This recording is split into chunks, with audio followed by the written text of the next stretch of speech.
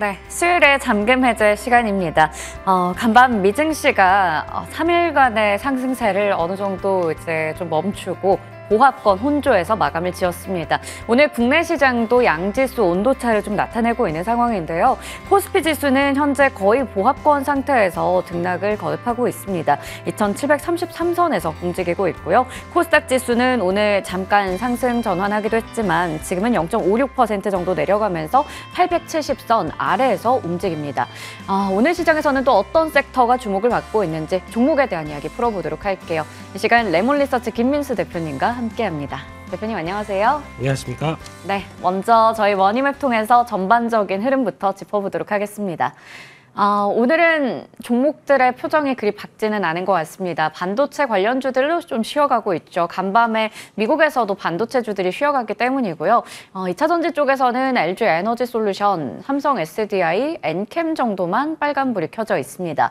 그리고 제약바이오 쪽에서도 삼성 바이오로직스가 2% 가까이 올라가고 있고 나머지 좀 시가총액 상위주들은 쉬어가는 흐름 나타나고 있고요.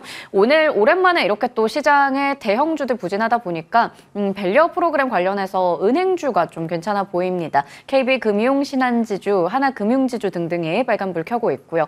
오늘 게임주들 실적 발표에 대한 기대감, 일부 종목 넷마블 같은 경우 뭐 신작 모멘텀 나오면서 그래도 강한 흐름 보여주고 있고요. 철강 쪽에서는 고려아연이 괜찮아 보입니다. 이외에도 HD 현대마린솔루션이 오늘 상장을 하면서 또 주목을 받기도 했었는데요. 조선 쪽, 기자재 이런 쪽 같이 움직이고 있다라는 부분 짚어드리겠습니다.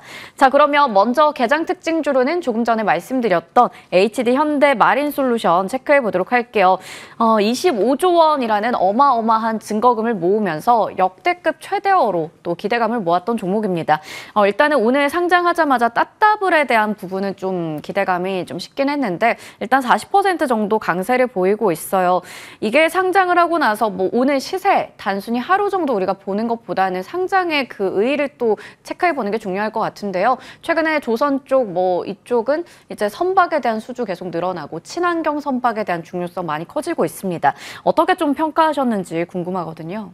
네, 일단 생각보다 뭐 그렇게 강하게 올라오지 못합니다. 뭐 12만 원대 이상으로가 12만 1,000원이 고가였네요, 오늘요. 네. 예, 그걸 바라볼 때 일단 첫 번째는 외국인들이 갖고 있는 그러니까 바로 당장 락업 해제가 된 물량이 99%죠. 네. 그렇기 때문에 언제든지 물량 나올 수 있다라는 쪽인데 외국인들이 어떤 시각을 갖고 있겠느냐. 영업이익이 한 2천억 정도 작년 기준으로 나왔습니다. 지금 현재 시총이 5조 2천억입니다. 그러면 외국인 입장 쪽에서 아무리 AS 관련된 쪽에서 수익성 높고 하는 부분들을 생각한다고 하더라도 일단 좀 버겁게 생각하지 않을까라는 정도로 봐야 될 것 같고요. 그래서 지금 아마 또 한 주나 세 주 이렇게 또 갖고 계신 분들도 있을 것 같은데 제가 보기엔 그렇게 뭐 무리하게 있을 상황은 아니다라는 쪽으로 보게 되면 아무래도 덩치가 좀 큰 종목이다라는 거 인정을 해야 될 것 같고요. 그런 쪽에서 분위기를 본다라고 하게 되면 지금 아직은 오래된 실적의 변화라든가 이런 부분들 체크해야 되기 때문에 일단 지금 부분에서 그냥 뭐 한 주, 세 주 정도는 그냥 가볍게 정리를 하시고 그 다음에 추이 맞춰 가시는데 이쪽이 오히려 좀 그렇게 강하게 탄력을 못 받다 보니까 차라리 그러면 그만큼 밸류 매력 있는 다른 조선 기자재 쪽이나 조선 쪽을 보는 게 맞지 않아? 네. 이런 쪽으로 또다시 확산될 수가 있겠죠. 네. 그런 것도 한번 생각해 보시면서 이거보다 덜하면 다른 상장되어 있는 기자재 쪽 저렴하고 싸고 좋고 괜찮은 거. 어떤 거요? 아니, 그런 군들을 네. 그중에서 하나도 오늘 하나 있습니다. 콕 네. 집어서. 네, 꼭 집어서 이따가 잠금해제 말씀을 드리겠습니다. 왜 이렇게 급하십니까? 예, 천천히 네. 그렇게 가겠습니다. 네. 좀 마음이 급했네요. 예. 기다려볼게요. 네. 자, 그러면 다음으로 저희 리뷰해볼 종목 있습니다. 바로 유니드가 될 텐데요. 오늘 뭐 일단은 2% 정도 내려가고 있습니다. 목표 주가 거의 지금 달성을 했죠. 어제 일단은 52주 신고가를 기록했었어요. 이 종목 같은 경우에는 염소 관련해서도 지금 중국 법인 쪽에서 공장 완공되면서 앞으로 추가적인 매출에 대한 기대감도 나타나고 있습니다. 최고가 기준 상승률은 30% 가까이 됩니다. 한 달도 안 됐는데 좋은 상승률 내고 있거든요. 네. 그때 말씀드렸던 투자 염소라고요? 네. 예, 그 염소 아니죠? 네. 네. 그보다 중요하게 봐야 될 게 탄산칼륨이다. 네. 라고 보면서 탄소 포집하기 위해서 가장 필요한 하나의 부분들이고 이게 마이크로소프트도 탄소 포집 쪽에 대규모 금액을 투자하기 시작합니다. 그만큼 앞으로 발전을 하기 위해서 여러 가지 화력 발전도 다 땡겨 써야 되는데 그중에서 가장 이산화탄소 제로를 가기 위해서 중요한 건 탄소 포집이다. 이러다 보니까 거기서 나오는 그런 변화를 가져간다. 가장 큰 화학 회사인데 AI 데이터 센터가 크면서 나오는 저 멀리에서 끌어올 수 있는 또 하나의 화학주 쪽에서도 변화를 가져오는 종목이다라고 보게 되면 계속 관심을 가져야 되겠죠. 그런데 지금은 어제 강하게 올라왔고 그렇기 때문에 지금 실적 잘 발표했고 나왔던 흐름까지 생각한다 그러면 한 10만 원대 전후 정도까지 보시면서 조정 시에 흐름을 들어가시는 게 좋겠다고 봐야 될 것 같고요. 길게는 아직은 끝나지 않았습니다. 네. 아직 끝나지 않았다. 길게 봐도 괜찮을 것 같고요. 10만 원 선에서 보면서 조정 시에는 들어갈 수 있다. 이렇게 정리해 주셨습니다. 자, 그러면 오늘 잠금 해제 종목들 확인해 보겠습니다. 첫 번째 종목은 샘 CNS 가지고 오셨는데요. 어제 장에서도 좋은 흐름을 나타내기도 했고요. 어제 저희 잠금 해제 보셨다면 아실 겁니다. 임성우 부장님의 또 AS 종목이기도 했던 쪽인데요.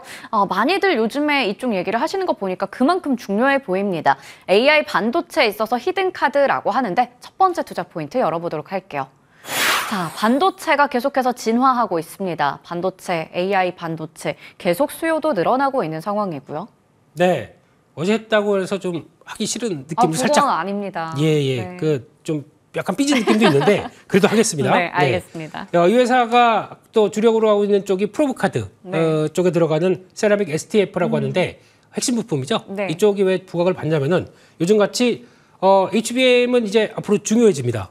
특히 그런 쪽에서 삼성전자 그리고 SK하이닉스가 독주했던 쪽을 삼성전자 그리고 마이크론 테크놀로지가 다 들어오면서 우리 다 같이 플레이를 하겠어라고 들어오는데 여기서 중요한 거는 그러면 다 똑같이 생산한다고 하더라도 그 기업 입장 쪽으로 보게 되면 수율이 되게 중요하겠죠. 그래야 내 수익성이 그대로 연결되니까요. 근데 그 수율을 맞추는데 그러면 가장 핵심적인 거는 검사 테스트 쪽은 강화될 수밖에 없습니다. 그러다 보니까 프로브카드나 소켓 쪽이 더 중심으로 들어가는 이런 회사들 같은 경우는 부각을 받을 수밖에 없겠죠. 그렇기 때문에 어제 강했던 종목이 리노공업 같은 경우가 그렇게 강했던 이유가 그런 쪽의 투자 아이디어다라고 하게 되면 그런 핵심적인 부품을 프로브카드 쪽에서 들어가는 회사다. 당연히 앞으로 할 일이 많겠다라는 쪽을 염두하시면서 보셨으면 좋겠습니다. 네, 이게 HBM 같은 경우에 층수랑 관계없이 프로브카드가 투입돼서 개별 테스트도 해야 되고요. 그러다 보니까 HBM의 수요가 늘어남과 함께 프로브카드의 중요성도 커지고 있습니다. 관련해서 미국에서 폼팩터 이런 쪽 실적 잘 나오기도 했었고요. 예. 프로브카드 그만큼 좀 중요하다라는 게 체크가 되고 있는데요. 그러면 샘 CNS가 그 많은 국내 관련주 중에서 우리가 봐야 하는 이유가 있을까요? 네, 앞서 말씀드렸듯이 지금 삼성전자까지도 뛰어들기 시작하면서 네. 삼성전자가 뛰어들다 보니까 디램용에 들어가는 프로브카드 국산화 개발을 요구를 이 회사한테 하다 보니까 그런 쪽에서 들어가는 우리의 기술들 집약시키겠다라는 쪽에 대한 기대감이 높고요. 그런 쪽에서 지금 저희가 알기로는 디램용 쪽에 집중하는 걸로 알고 있는데 이 회사가 점점 더 커지면서 어떤 영역을 넓혀가면서 낸드 쪽이나 그리고 비메모리용까지 확대된다라고 하게 되면 삼성전자로서의 역할과 확대가 되는 경향을 봤을 때 앞으로 할 일이 더 많아지겠구나라는 쪽으로는 생각할 수 있을 것 같습니다. 네, 좋습니다. 앞으로 그만큼 할 일이 더 많아 보입니다. SK하이닉스도 디램용 프로브카드 국산화 쪽에 이제 이야기가 나왔고 삼성전자도 마찬가지고요. 자, 그러면 이번에는 다음 포인트 체크해 볼 텐데요. 이제 시너지 효과에 대한 기대감도 있다고 해요. 어느 회사와 또 시너지 효과를 기대할 수 있을까요? 네, 최대 주주가 위에 YC라고 있죠. 네. 예전에 YC캠, 예, 이게 또 바뀌어서 YC가 지분을 42% 갖고 있고요. 엑시콘이 22%를 갖고 있다 보니까 이 두 개 다 하는 회사의 역할을 보게 되면 다 같이 테스트에 주력하는 회사들 쪽에 변화들을 끌고 가는 쪽이죠. 그러다 보니까 다 같이 연결시킨다라고 하게 되면 그 모 회사와 함께 같이 연결시킬 수 있는데 YC는 사고 싶어도 너무 많이 올랐기 때문에 네. 차라리 그에 따른 시너지를 연결시키는 쪽으로 본다라고 하게 되면 이런 종목들은 훨씬 더 좋지 않나라는 쪽에서 변화를 한번 보겠다라고 보셨으면 좋겠고요.